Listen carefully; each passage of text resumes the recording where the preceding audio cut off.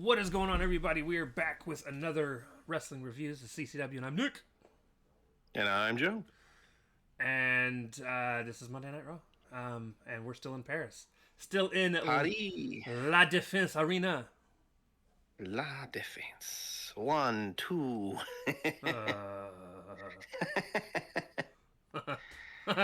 I'm so glad they're going to be. Sacre bleu. I am so glad they're back in Chicago on Friday. Anyways, but yeah, Michael Cole, Wade Barrett on commentary, and before we get into this though, so I saw a video of what I believe is The Rock was on the red carpet of an event, looking about as slim as he was back when he was like pre-movie Rock. I saw that. He was looking a little trim. I was like, maybe he's finally got off the sauce. Holy shit. Now he might actually be able to wrestle and not hurt himself. He's not going to wrestle. I'm just saying. I would assume it was for the betterment of his health. Because, he's like 290, dude. That's way too heavy. Yeah. Way too heavy. He's a big guy. All muscle, but way too big. But no, he's looking good. He's not like... He didn't... Now, what's funny, though, is he did... The video that I seen was almost as shocking as seeing Batista trim down, the way that Batista did. Yeah. And it did almost give you that, oh, is he sick? Like, that's the first thing that comes to mind, is he sick? The first thing that came to my mind was, damn, his fucking head is still huge. Yeah. Too bad that couldn't go down. But yeah, no, it's good to see Rock working on something besides, Hopefully it's for health and not a role. But it's good to see him. It's good to see him doing something besides exercising for 16 hours a day. Maintaining that kind of physical physique, and the we'll call them supplements. The supplements he has to take to maintain that, it just can't be healthy over a long period of time. Right. But yeah, so we get a quick backstage segment at the very start of the show. And it's Punk waiting backstage, and Pierce walks up and he's like, "Hey, why don't we just wait inside for them to get here?" And Punk's like, "There's only one way in and out of here, and it's on site when he gets here." Pierce is like, "All right." Like, fair enough. If that's what you want. Yep. And then we get in-ring segment, and we start with Jey Uso coming out to ruin my eardrums. Just me, Oos. Jay says there won't be any running the entrance back today, Paris. I'm sorry, because instead of a belt being around my waist, it's medical tape. Jay says he doesn't play about family. You don't talk about them, disrespect them, or put your hands on them. So here's what we gon' do. He calls out the Vision and gets LA Knight instead. Yeah. Yeah. As much 4 letters, 1 word. Yeah. as much as LA Knight annoys me, I do like to say yeah for some reason. He's catchy. I like LA Knight. Knight believes in himself, believed he would win, and believed he'd be a champ, but he stands here a loser. And blames Jay for it all. And he's kind of right. And he's like, everyone lost and Seth is still champ. He said people might have said about Jay that he lived in Roman's shadow, and he knows nothing about that, but Seth damn sure lives in his wife's. He said it could have been prevented, though. He said Jay spoiled it by not putting Seth at the table, and then went on to talk about all the different spots that Jay kind of basically screwed LA Knight over on. It was quite detailed. And he said he's tired of being left laying and sick and tired of not being champ. But he can get Jay up to speed real quick, and they get in each other's face. And then Bronson Reed's music hits, and Braun comes out. Knight calls them dumb before they even get a chance to talk. Breaker says they should only be concerned with Heyman not being here, so there's no one here to hold him back tonight. There are a couple of dogs off the leash. Roman's in the hospital, and he said, I might be dumb, but I've been able to beat you twice in a row. Yeah. It says Roman's in the hospital, and we're about to put you two next to him. Reed says Seth's vision doesn't include either of the guys in the ring, and they're next. Breaker says they're a couple of the guys in the ring are a couple of smart guys. How about we have a match here in Paris? He said maybe you're all yeet and no skeet, and I laughed Right. so much. Um, they get it. So we're basically getting a 2v2 match tonight. Yep. Tag team main event. Yep, and that was Overall, not a bad segment. Jay was the weakest talker of the whole show, or the whole program, unfortunately. yep. But LA Knight carried it. Overall, I thought a good segment to set up the main event. It was good. It was a good opening Raw segment. I don't have too many complaints with it. And it wasn't overly long either. Yeah, which will become a Which theme for there's the a rest of lot the of show. yeah, which there's a lot of segments in this show that were overly long. But yeah. So if you wanna, Yeah. Next up, we had the Kabuki Warriors and EO backstage. Asuka essentially says that they're gonna take out the Judgment Day. EO has something to tell them, but Asuka says there's no time for that. It was kind of awkward overall because they are speaking a second language. I do like that Asuka keeps walking away and Kyrie keeps like kind of staying back like she's gonna say something. Then you just hear Asuka off strings saying, "Kyrie, come on!" now, before we get into the next match, I want you guys to know there's going to be a common theme for me for most of the rest of the night, and it's going to be the matches all usually start off really well done, and then at some point it breaks down. And it's usually after a Yeah. botch. Almost every single match it happened. And I was like, oh, Wait, come on, in guys. particular this one. But yeah. So this does lead to the Kabuki Warriors versus the Judgment Day of Roxanne Perez and Raquel Rodriguez. Uh, it does start out like a wrestling match, which made me nice and happy. Slap to Asuka from Perez. Perez worked pretty well at the beginning, anyways. Asuka was a beast, like always. Yeah, Asuka did most of the good work here. Judgment Day didn't do bad, although for some reason they made Raquel and Perez look really strong over the past month, and this made them look really inept as a team. Yep. But I guess somebody's got to go over, right?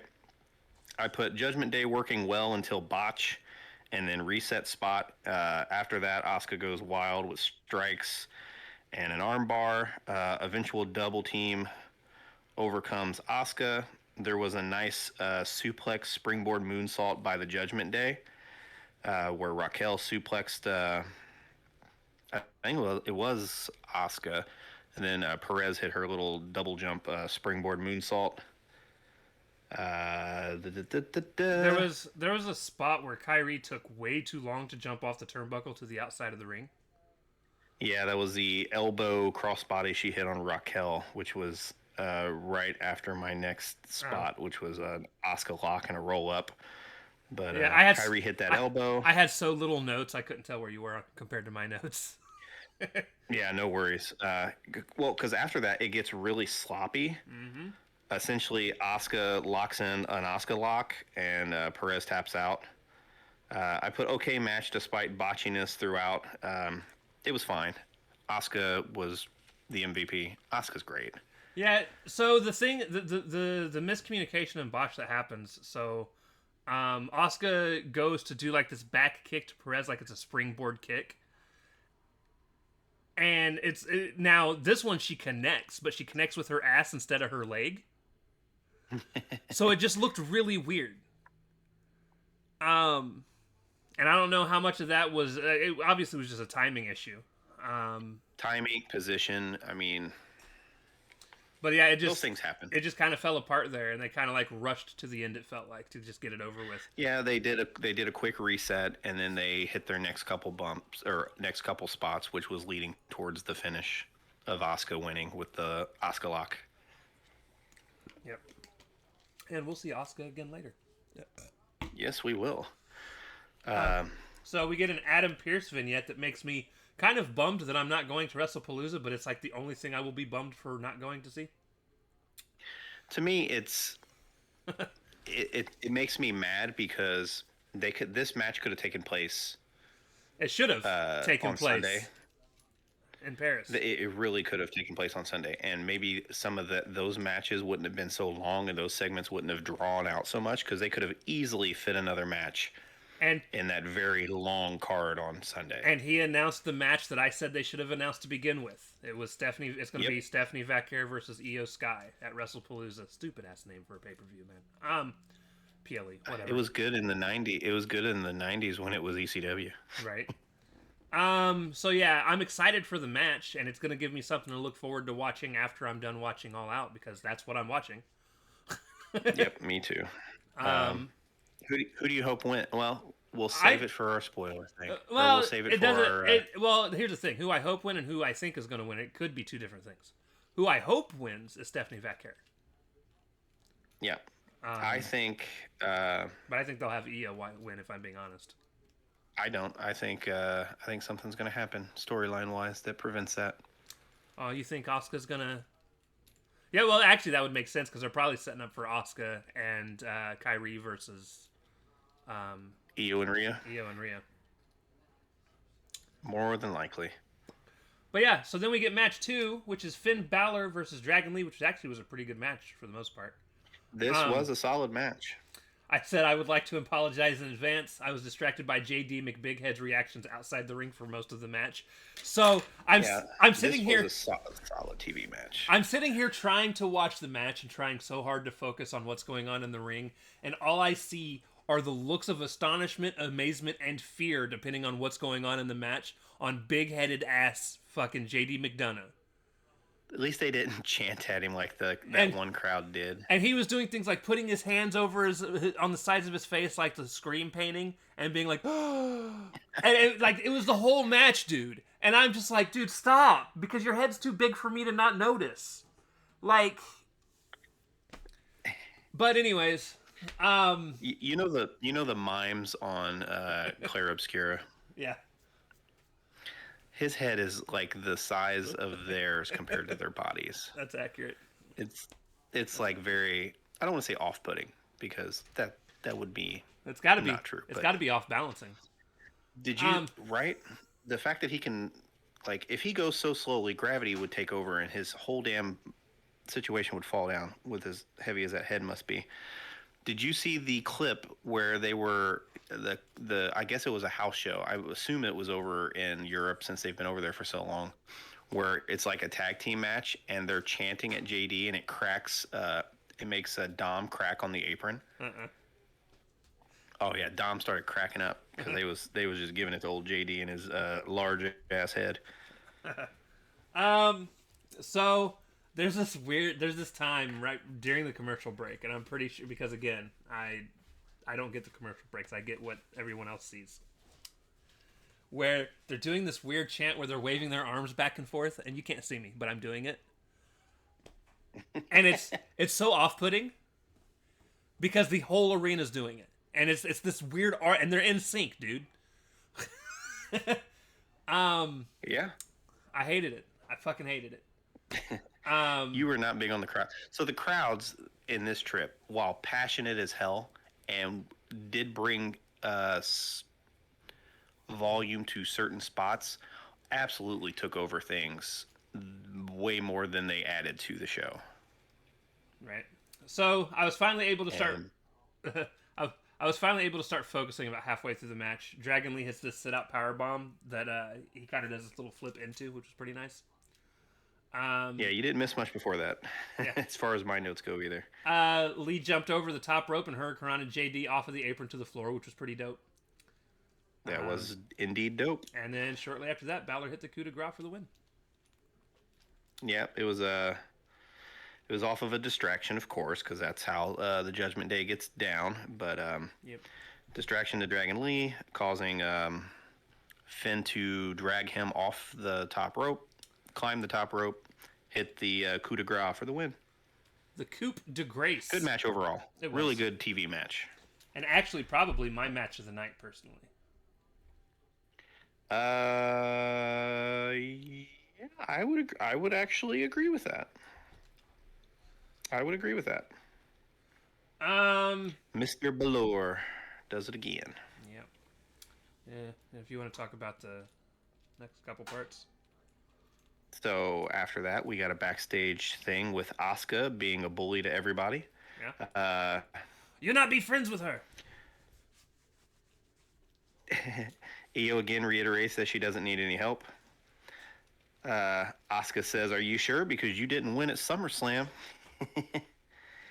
Asuka's looking like a big bully. Again, Kyrie lingered around to try to be like sympathetic to Io, and you just hear Asuka off screen, Kyrie. Right. Give me one quick second. But yeah, go ahead. We got a Judgment Day segment next where Pierce is banning Judgment Day from ringside during AJ and Dom's Intercontinental Championship match later tonight.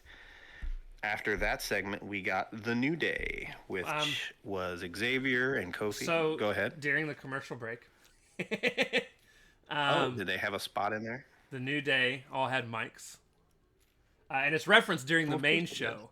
So you didn't even probably get the reference. I didn't even listen. I don't listen to Wade Barrett and Michael Cole if I don't have to. But they basically come out, and Kofi tells the crowd they smell like feet and spoiled milk. Which is what I hear France smells like, unfortunately. And then the whole promo is them basically just running down the crowd like they do every crowd that they. Sorry, France. But yeah, go ahead. Comment if I'm wrong. That was that mostly. I did like the Wade Barrett, so I do listen to him ever so slightly. Wade Barrett did mention Corey Graves by Corey Greaves.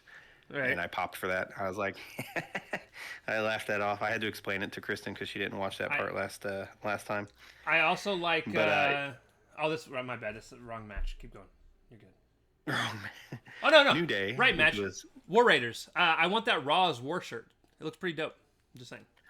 Yeah, I saw that as well and was like, oh, nice touch. Since you can actually be the War Raiders now. Yep.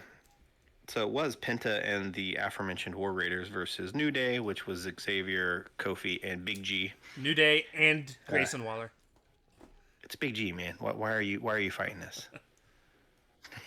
Why are they fighting this at this point? Because they still haven't given the official nod. But match starts out with lots of dives. The War Raiders hit little dives off the apron. And then Penta hit a big giant crossbody off the top rope. Then they went to a freaking commercial break. But after that, New Day was in control. To go into the commercial break, What? The three of them did Penta's dance in the middle of the ring. His little walk. Does nothing for me, but I'm sorry. It did something for me. Made me very horny. Pandering. No. Crowd pandering. It was fine. I enjoyed it. I like Penta, so I mean, I didn't. Well, damn it! Now that you have said that, have you seen the? It was another Twitter thing where they were doing a house show, and Penta was facing Finn Balor, and he was trying to teach Finn how to do the Cero Miedo thing. Yeah, I saw that one. Yeah, except he kept doing the Too Sweet thing because of the Bullet Club, the Bullet Club stuff. Yeah, that was cool. Finn had a good trip. Finn's work is good when he's allowed to be good. Sadly, he's turned mostly into enhancement talent, but at least he got the win over Dragon Lee today. After they did return from the break, New Day was in control until a War Raiders hot tag. Not a lot of stuff happened in between there. I don't have a lot of notes. Penta gets a hot tag next. Nice multi-segment with the New Day.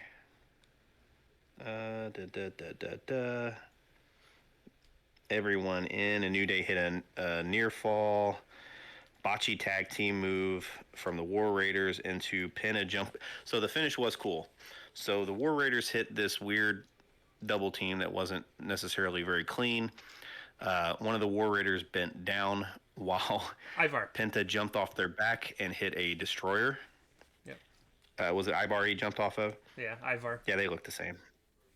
No. One is way bigger than the other one, and it's Ivar. Yeah, one's the bald bowling ball looking guy, and the other one's the big hefty guy. But the big hefty guy moves better than the fucking smaller dude. It makes no sense. No sense. Hey man, that's how it goes sometimes. But Penta jumped off their back, hit the destroyer. I still call it a Canadian destroyer because moves have countries of origin, and that's how they got the win. I would say So yay! I just call it a destroyer at this point. I mean they've. I mean it may as well be. They've. It's just some people's setup move now, and he's using it as a finish. Yeah. Unfortunately, because the Penta driver is so much better. I agree. It's different. Well, it's different than everybody else using a destroyer.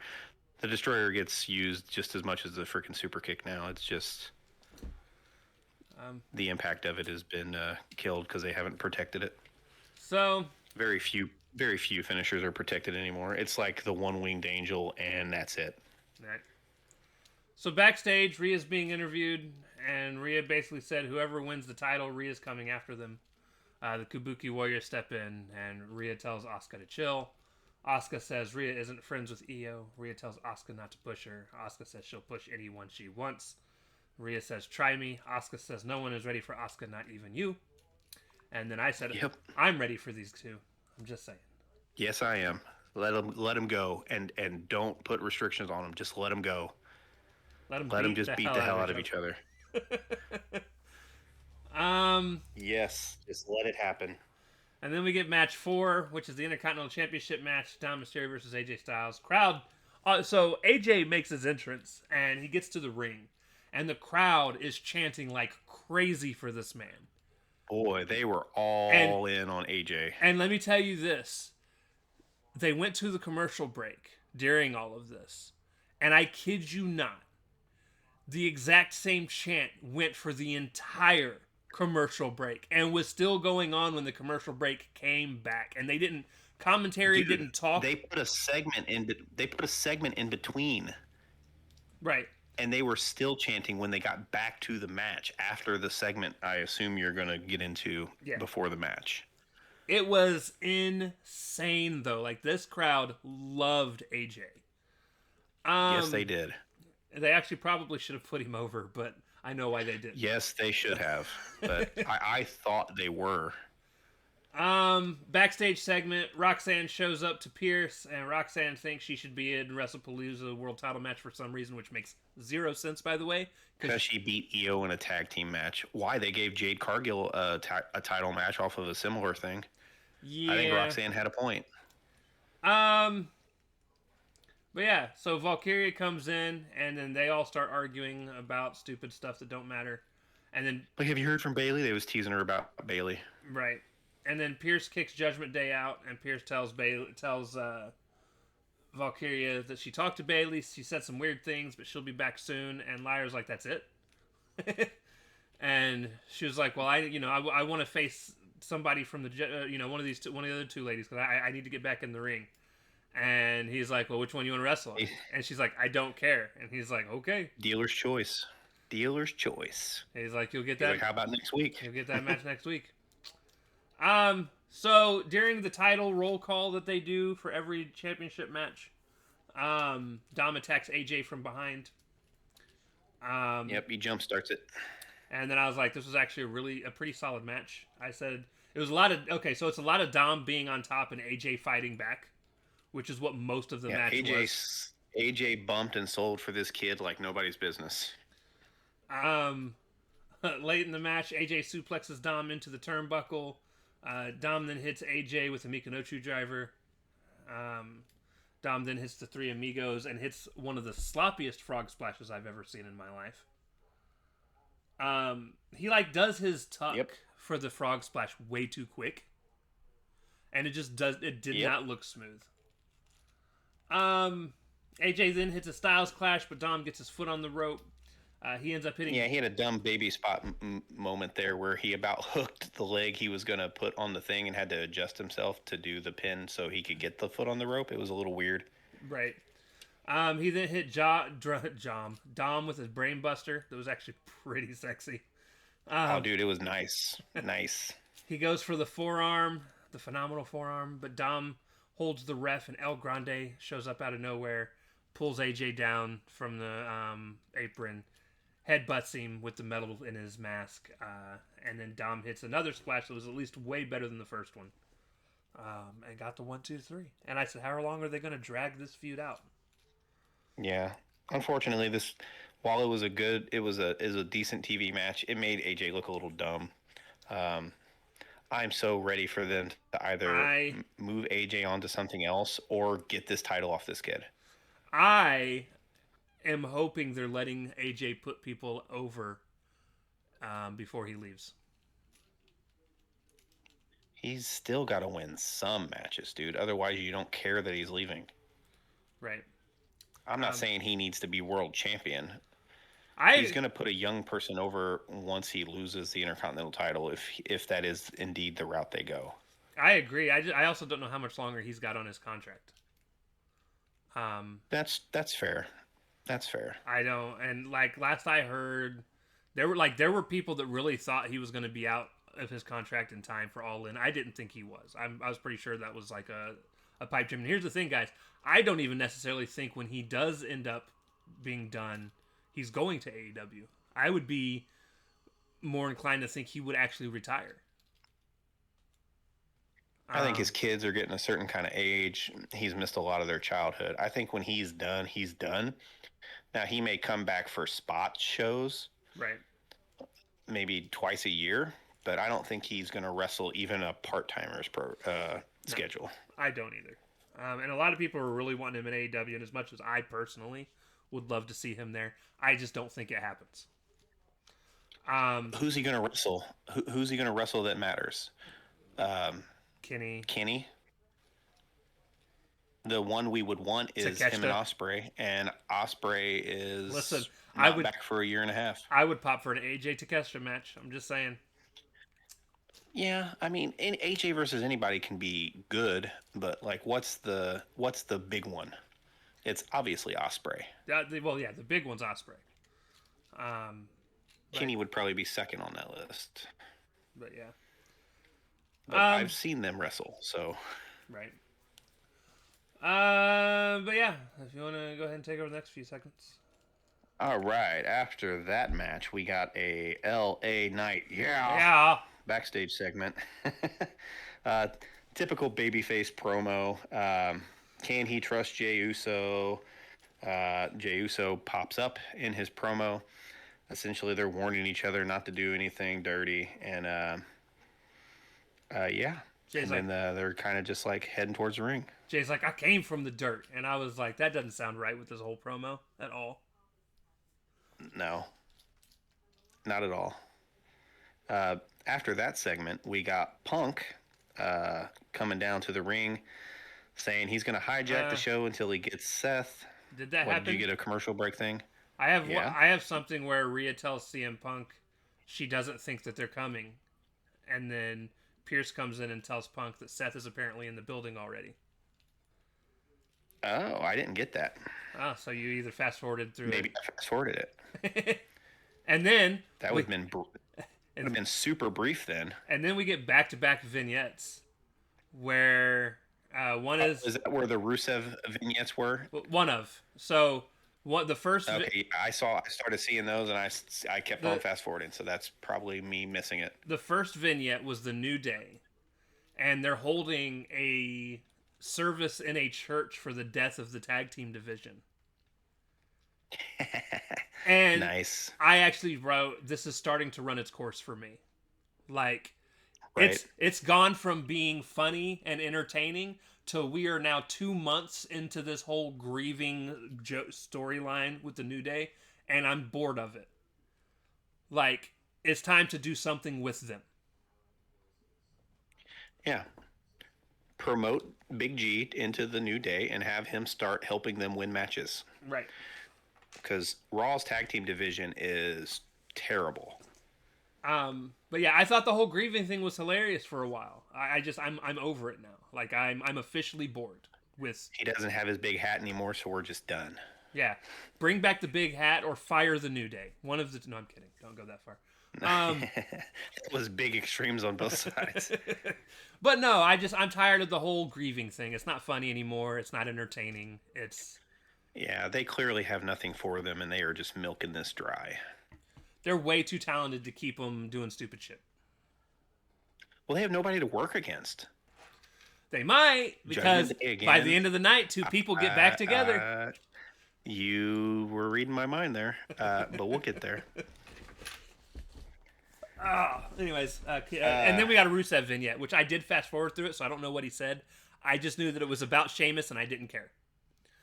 Yeah. So, to preference this, I like wrestling. I like wrestling a lot.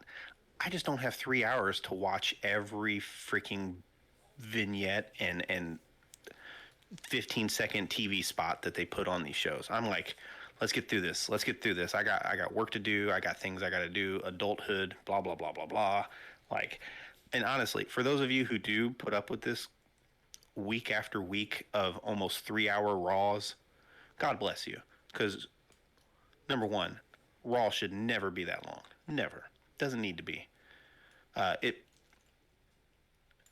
Their programming was the absolute worst when those programs were that long. Mm-hmm. And the fact that they still approach those type of lengths is insane to me. Right.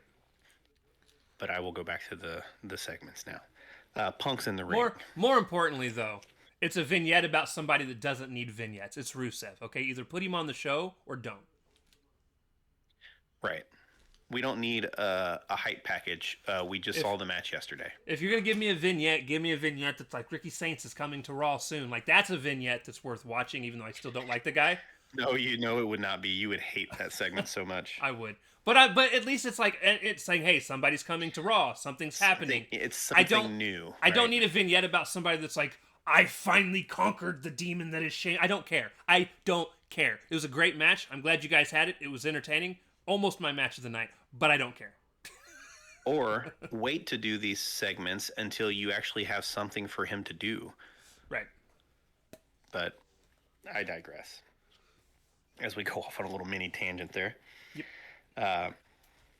Punk's out. He's in the ring because of the aforementioned segment that I fast forwarded through. See, this is why we do this in tandem, people. So when one of us misses something, it's easy to catch up on. Anyways, Punk, he big mad at Seth. He's gonna hijack the show until he gets him some Seth. Seth's music hits, and it was taking a while for them to get out. And I was just thinking to myself, Becky's coming out, or I was like, Becky's music's gonna play after that, and then she's gonna come out. Knew it was Becky coming out the whole time. So Becky comes out. Becky gets in the ring. The crowd was way ahead of everybody. They just start chanting AJ Lee at her. And it kind of throws her off a little bit, and she's like, "You dummy, she doesn't even work here." I like how she's like, "What's the matter? Wasn't the man you were looking for?" Yeah. Long story short, this was way too fucking long. I love Punk and I love Becky, but this was way too long. Essentially, Punk says Seth hides behind everybody. He hides behind Heyman. He hides behind Braun. He hides now behind his wife. She doesn't like this. She slaps him, misses the big slap I think that she was supposed to do, and then she improvised the hell out of it and just was slapping him around like crazy. Slapped him like 52 times or some shit. Yeah. Punk was like, "You're going to regret laying your hands on me," and then he leaves. Yeah, that was the gist of that. Punk then, they go to commercial and come back. Punk runs into Pierce backstage, and he's like, Adam, where's SmackDown this week? Like he didn't know. He's like, it's in Chicago. And Punk's like, really? He's like, big happy about it. And then he kind of just walks away. I'm like, they are not even subtle about the AJ thing now. No, not at all. And I almost don't care. You've had 2 years to get her involved. It's delaying the inevitable. Like, when is Punk getting another shot? Are they really going to make it go till SummerSlam? Right. Because you know at WrestlePalooza we're getting the tag match. Right. Because it's in Indy. Indy is a short flight from Chicago. It just makes the most sense that that's where that's going to happen. Logistically for at least the baby faces. And then what? then we get weeks and weeks and weeks more of TV where Seth is avoiding Punk. Like, we've been doing this since Punk's been back. Like, we need to have a blow off. If it's a Hell in a Cell, let it be a Hell in a Cell. Whatever it is, it needs to be blown off, and they need to move both of these characters on to something else. Well, the problem is they're not going to be able to, because Punk wants the title, Seth has the title. If Punk wins the title, Seth wants the title. Seth's going to go after the title. Yeah, that's why they need a draft. They need a draft really bad. Yeah, until we get a draft, we're never going to get out of this cycle. Now, they might throw something in every once in a while, and we might get a different match here and there. But Seth's always going to be Punk is by himself, so Heyman or Braun or now Becky, somebody's always going to be there to hose him. Right. So until it's like a big giant blow off in like a Hell in a Cell, and not even that Hell in a Cells are giant blow offs without interference now, they've completely stripped that kind of aspect out of it. I don't know. I'm tired of this. I also don't understand why we never get. Now, obviously, I know why it doesn't happen, because they love their run-ins and interferences and stuff. Oh, particularly Raw. It's been like 10 out of the last 11 episodes or some shit. But it's like, why does it always seem like, for instance, going back to the AJ and Dom match, right? So he bans the New Day from the ringside.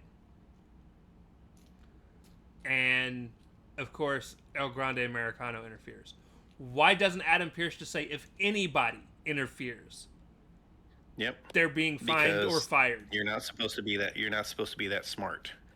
Well, unfortunately, I am. So it's management at WWE level is not. It's stupid, and it's annoying, and again, it's gonna go for this too. Like, eventually, they're gonna have to have their big blow off match where they do have their match against each other, where they're just gonna beat the hell out of each other. But again, people are gonna get involved. You have to find a way to either completely conceal them, neutralize all the other shit away from everybody, or ban everyone. The problem is they're so used to booking the fucking Bloodline, which was just this for 5 years, that's what their entire main event scene is now. Right.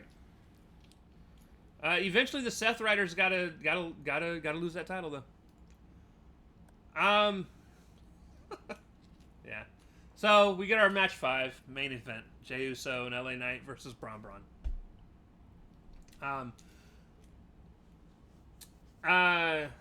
Faces dominate early, and then Reed gets Breaker tagged in.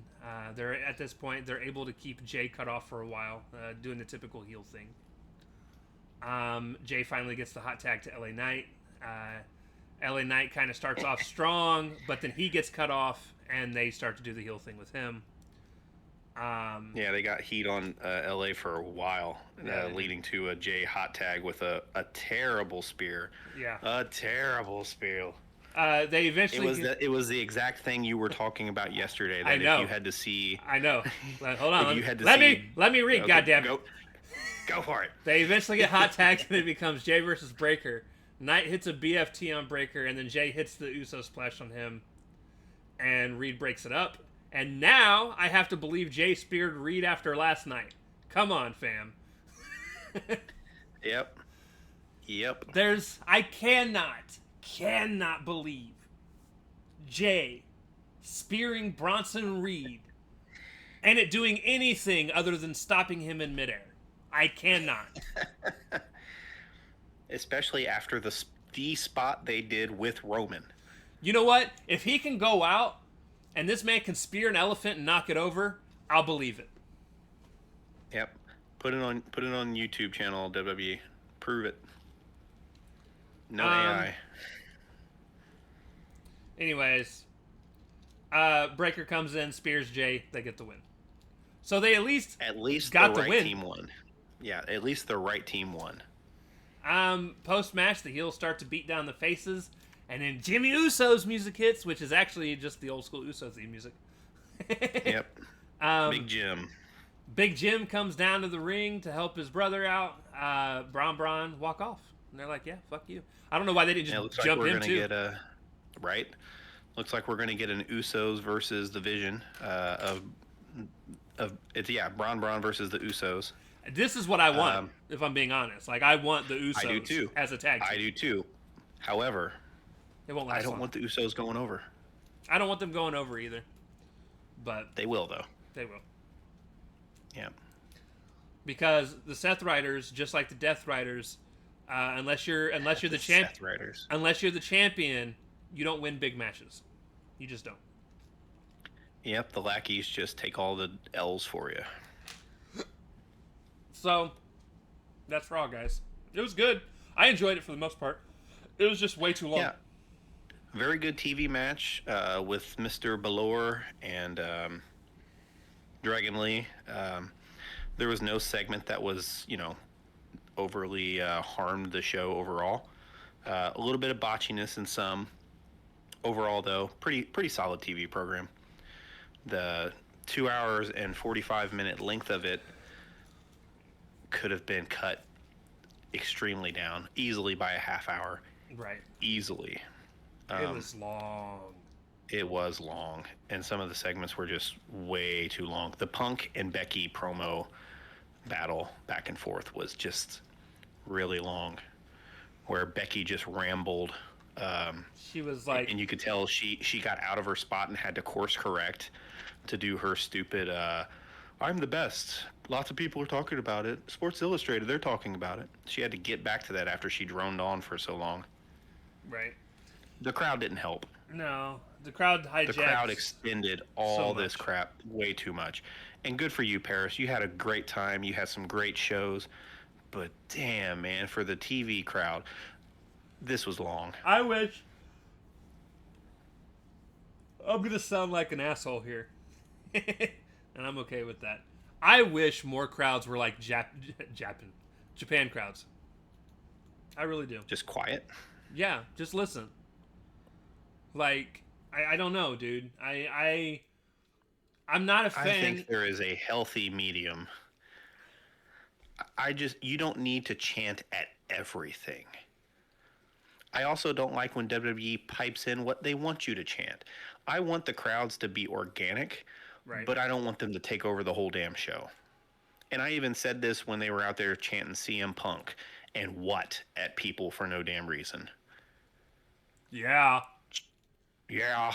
Cheer what you want to cheer, but don't take the damn show over. There's one night a year I have ever been 100% okay with the crowd completely taking over a show, and it is the Raw after WrestleMania. Because it happens every Raw after WrestleMania. And I'm used to it. But I couldn't. Usually when they have like big premieres and shit, so they want the crowd to be super hyped, though. Right. I am not. I don't know, dude. I'm glad this little tour is over. They'll be back in January. Yep. And where is the Rumble again? I don't recall where the Rumble is. I know WrestleMania is in Vegas again. Because New Orleans backed out. Or WWE backed out of New Orleans. It's in Riyadh, Saudi Arabia. Oh, this is the Saudi Rumble year. Yeah. That's right. That's right. And I'll tell you what, if we're still doing going for a Jey Uso repeat. If we're still doing this podcast thing, I'll watch it. If we're not, I won't. I can understand. And because I'll tell you what, I have yet to watch a Saudi show. I have made it a point not to. I do not agree with them like forcing the women to wear long sleeves to wrestle in. It's hot over. I don't give a fuck. It's hot over there. It's bullshit. Nah, I know. The men are allowed to wrestle with their shirts off.